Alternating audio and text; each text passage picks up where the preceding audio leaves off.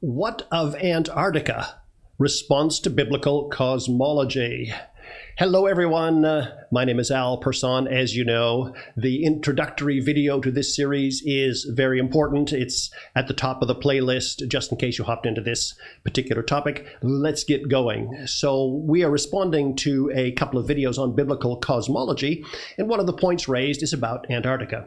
Now, we want to put a quote there that our friend Dave made, and then made some comments from there. I'll put the quote up on the screen. This is from YouTube's transcript option, which is quite a nice little tool. And so here we go. Let's pop this down here. I used to think, well, this is the beach, right? I mean, you got beaches and the seas are limited. They don't go. But do the oceans ever go above the sea of the beaches? Yeah, sure they do. But look at this. This is the Arctic ice wall. It's 200 feet high now. Most people think Antarctica is a continent, right? Because that's what they tell us Antarctica is. Not a continent. This is the outer edge. That's what they tell us Antarctica is. Not a continent. This is the outer edge of flat Earth. This is this thing circles the whole Earth and holds everything in. Now, I'm quoting that from the transcript section. I do apologize to Dave if it sounds a bit clumsy. Dave is a very good speaker, and so this is just what the transcript did. Well, what about this ice wall that he talks about? This is something from a Flat Earth Twitter, and let's have a little look and see what the comment says. The Antarctic ice wall, 150 feet tall, 50,000 miles around, average temperature minus 57 degrees Fahrenheit. And the comment below says, Antarctica is the 360-degree ice wall that surrounds our flat Earth and acts as a container, etc., etc., etc.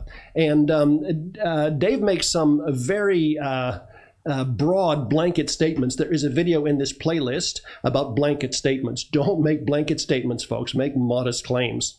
But he makes some very blanket statements, and some things about Antarctica, that you can't go there, that you're turned away by military vessels, and so on and so forth. Now, and of course, the whole thing is supposed to be, what we've seen about Antarctica on the bottom of the globe is supposed to be some kind of hoax. Whatever. I did attend a conference several years ago where two of the presenters talked about their skiing trip to Antarctica, and they were joined by a Norwegian or Swedish man who did that. Now, of course, the conversation from flat earthers would be, well, that's a hoax, they didn't get there, etc., etc., and it's all just a lie. Well, you know, who knows? There are, however, some things that I would suggest that flat earthers do that are really not that much of a challenge. They're going to cost a few dollars, but who knows? The first thing is that, and there's another video in this series about satellites and GPS. Now, I've heard flat earthers say that GPS signals only come from from balloons up there, which is just fascinating when they talk about this. It's just going to, you know, whatever. That's just my satellite video will deal with that a little bit. But I've never heard a flat earther say that GPS is inaccurate. I've never heard them say that it varies from one day to the next. They usually say the GPS is pretty good. A lot of them use GPS on their phones, you know, when they navigate. A lot of them will use GPS every time you fly in an airplane. But I've never, maybe there's a flat earther out there who says GPS settings change all the time, you know, dramatically. No, I could understand tiny little changes, as there are some satellite issues, but pretty good. There are 3 GPS systems out there. There's an American, a Russian, and a Chinese one, and you can get some receivers that use all 3 and compare all 3 GPS settings at the same time, which is really fascinating. So here's what you could do.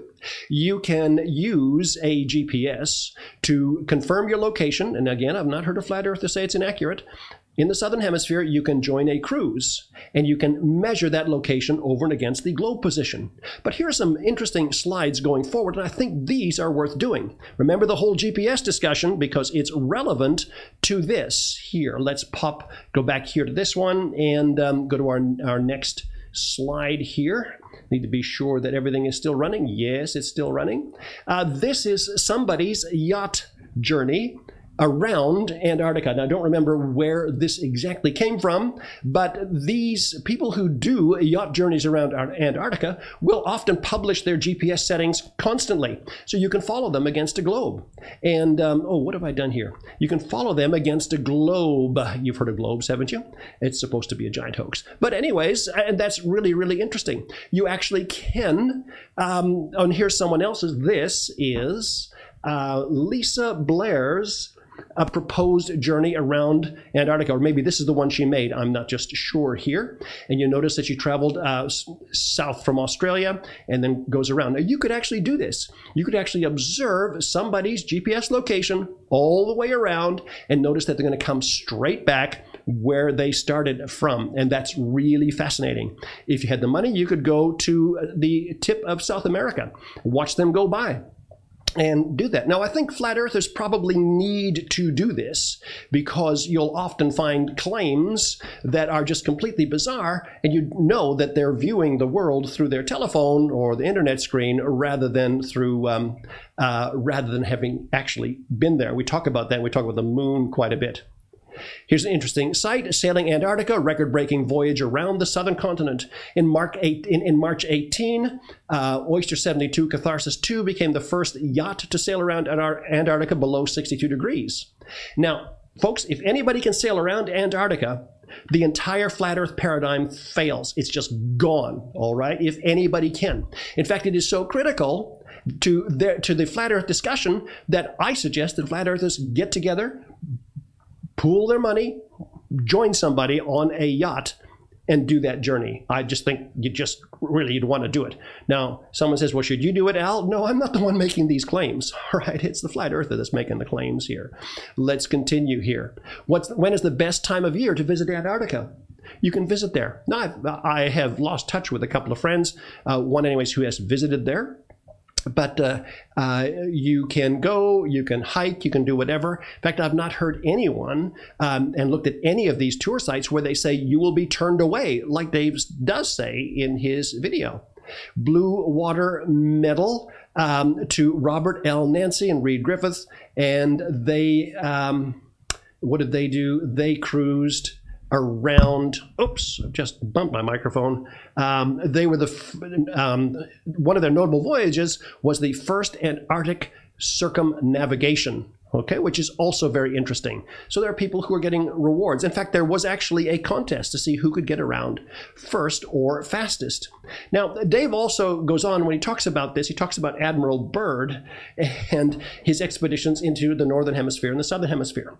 What is interesting is, at least from my perspective, is that my dad, I'm a little bit young, a couple of years younger than Dave, but my dad sat me on my knee and told me the Admiral Byrd stories when I was like 5 or 6, and I remember sitting around the table with him.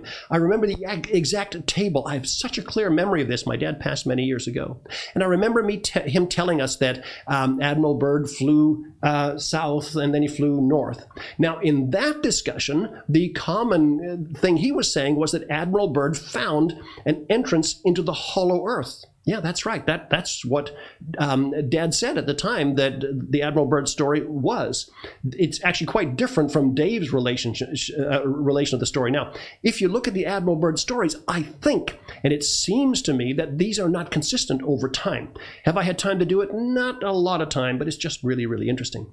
The Admiral Byrd story served as the foundation for a lot of hollow earth stuff. Hollow earth stuff, okay? Not flat earth where you go beyond and then find that you get grass and trees and so on, like we seem to hear from flat earthers and Dave seems to imply as well. No, the Admiral Byrd story was that, as I recall, was that as he flew north, eventually he came to grass and he came to mastodons, huge animals and so on, and it was like amazing. And then he turns back and he comes back to the cold again and he tells the world about it and so on, but they don't believe, etc. And apparently, according to the recollection of what my dad told me, he did the same thing in the Southern Hemisphere. So whatever. And this kind of supports the kind of hollow earth, flat earth narrative. Now, there have been many books written about this very topic, and they were very popular. And I'll put some of these on the screen here. And it's worth having a look at this. The book that on the top left-hand corner is Dr. Raymond Bernard's The Hollow Earth. And then you have the missing diary of Admiral Richard E. Byrd and various hollow earth pictures. Now, going forward, when I was just on the net, I actually found this book that I owned. I owned exactly this one here, and I read it. How old was I? Oh, I don't know, 11, 12. I don't remember. I was born in 58. I just don't exactly remember how old I was, but I devoured it. I read it a couple of times. It's some amazing pictures in it. You'll find that the Hollow Earth thing is pretty much gone now. People don't talk very much about it at all. Now, this, of course, leads us to question, and I think we legitimately need to question whether people like Admiral Byrd really are who they say they are or whatever. Now, I don't know. But I would certainly cast a critical eye on someone who made such amazing claims. Let me put a couple more slides up and then some comments just for your consideration as I wrap up the Antarctica chat, the Antarctica video. We're going to do these in small videos, quite a number along the way, but ask some very important questions for flat earthers in response to this very topic. Let's put this up on the screen here. This is a reference to the book, Raymond W. Barnard's book, New York University Books, 1969. So that would be right. I was, I guess, looking at my age. That's about right. The Hollow Earth, the greatest geographical discovery in history, made by Admiral Richard E. Byrd in the mysterious land beyond the poles, the true origin of the flying saucers. As you can imagine just how that would have gripped a young person. Now, there is an article here by Raymond E. Goerler, Archives in Controversy, the Press, the Documentaries, and the Byrd Archives. Now, do I believe Goerler? Well, I don't believe him or disbelieve him. I don't believe or disbelieve Byrd, but I think they do need to be checked. And you need to compare these things, just kind of honestly and openly. Here's a comment from his article. In fairness, the science writers for the New York Times and Washington Post both reported that Rawlins was only the first to review the calculations. In an editorial, the Boston Globe concluded that further reports will prove whether Byrdgate sticks or gets swept under the rug.